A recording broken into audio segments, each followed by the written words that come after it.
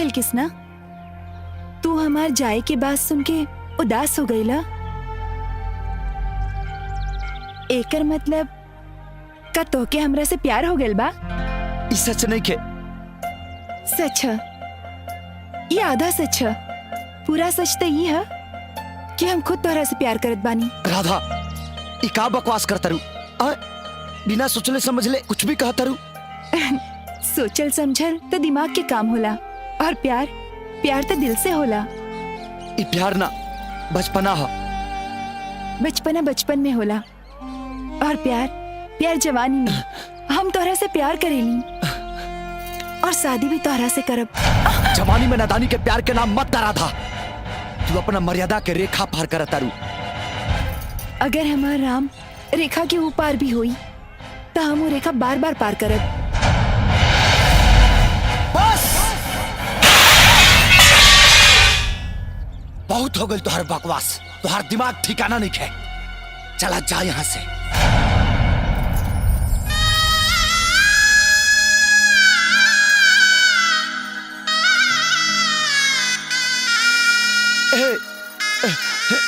ए भगवान, एकरा के सत बुद्धि दा भगवान।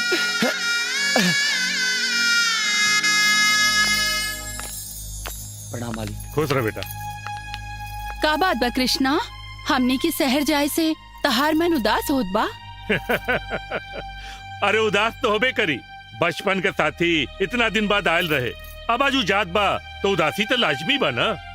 ना मालिक, ऐसा कोनो बात नहीं है। अच्छा, तो का तू हमार जाए के खबर सुन के उदास नहीं खो? अरे हम तो एकरा से कहली कि हम लोग के साथ शहर चला, हाँ। पर उम्मे भी तैयार नहीं खे। ऐसा बात नहीं है मालिक।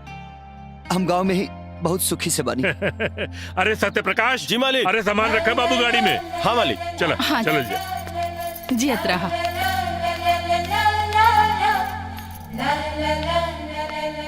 हम जाता नहीं जरूर, लेकिन तू ही मत समझिए कि हम वापस ना आए। हम वापस जरूर आए अपना किसना के पास। हाँ?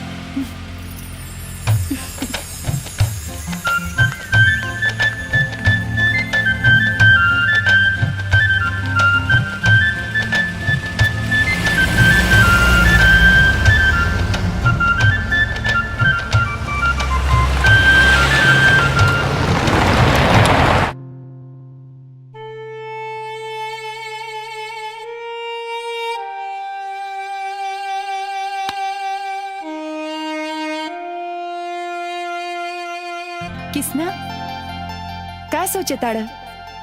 तोहके भी प्यार हो गइल बा ना हमरा से?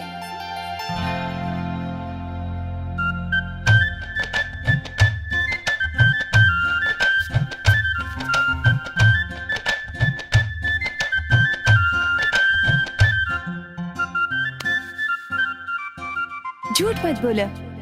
प्यार हो गइल बा ना हमरा से किसना?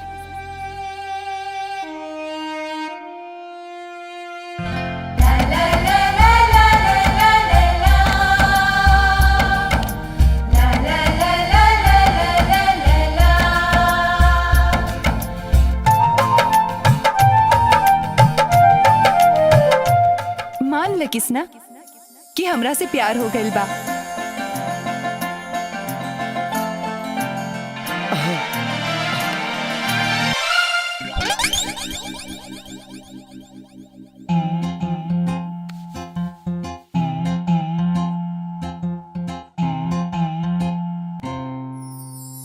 का कृष्णा, का सोचता रे? आय अब मान ले तो के प्यार हो गइल बा। तोर चेहरा बताओता। हाँ, अब त देखा कहे लागल सभे लोग हो, लागतावे भइल प्रेम रोग हो है।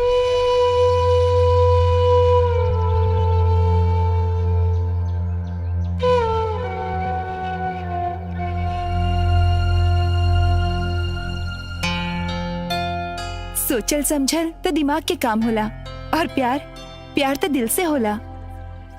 बचपना बचपन में होला, और प्यार प्यार जवानी में। हम तोहरा से प्यार करेली कृष्णा का भगल यार, इतना उदास लागत बाड़ा। जिकरा धुन पर दुनिया नाचे, जे दिल की राजा रानी बा, मन हीरा बेमोल बिक गई, आज बंसी भी भइल बेसुरा बा। का भइल कृष्णा, आज हम पहली बार तहरा के इतना उदास देखत आने। आखिर बात का बा? मतलब भैया के प्यार हो गइल बा का? लड़की के नाम का है? राधा, किशन के राधा। का राधा? ठाकुर साहब की बेटी राधा? अरे मालूम बा तू केकर नाम लेत बाड़ा? हाँ भोला, हमारा राधा से प्यार हो गइल बा। जब उस शहर चल गई तो हमार मन उदास हो गई। अरे पागल मत बना कृष्णा, मालूम बाटे तू केकर नाम लेत बाड़ा? हाँ कृष्णा, पानी के चलनी में लेके चले के कोशिश करबा ना तो कबो मंजिल तक ना पहुंच पेबा, सोच लिहा। नंदू, सोच समझ के तब व्यापार होला रे। प्यार तब बस हो चला। चला मान लेने की तू राधा से प्यार करेला, लेकिन का राधा तो से प्यार करेली बात के कौन गारंटी बा? मोहब्बत एगो एहसास के पावन आनी है। कृष्णा के दिल के ता राधा ही रानी है। यहाँ सब लोग कहेला कि काहे आंख में आंसू बा, दुनिया समझे त मोती है और ना समझे त पानी है। अरे बेवकूफ, वो बड़ घर के लड़की हिया, 2 दिन तोहरा साथे घूमल फिरल, ऐस मौज कैलस और प्यार के खेला खेल के चल गईल। ऐसा नहीं के बोला, हम ओकरे आंख में अपना खाती प्यार देख ले बनी। भोला, इंसान की जुबान झूठ बोल सकेला, ओकर आंख ना। ता तू तिरिया चरित्र के महाजाल में फंस गइल बाड़ा भाई। अरे ये सब छोड़ा और अपनी आंखी से आज प्यार के पर्दा हटा के बाहर आवा। ठाकुर भानु प्रताप के बेटी गांव के गवैया बजवैया से नहीं, कौनो पढ़ल लिखल शहरी लड़का से बियाह करी। अरे पागल, बियाह तक के सोचेला रे। राधा के प्यार के एहसास से हमार पूरा जिंदगी गुजारे खाती काफी बा। वाह भैया वाह, हमारे पास कमर रहेगा, आपका प्यार अमर रहेगा।